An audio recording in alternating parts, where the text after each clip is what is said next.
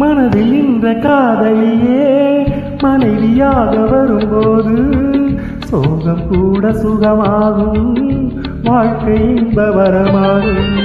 உன் வாழ்வில் செல்வங்கள் எல்லாம் ஒன்றாக சேர்ந்திட வேண்டும்.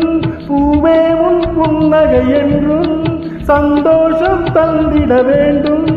ஆசைக்காத கைகளில் சேர்ந்தால் வாழ்வே சொர்க்கம் ஆகுமே. ஆசைக்காத கைகளில் சேர்ந்தால் வாழ்வே சொர்க்கம் ஆகுமே.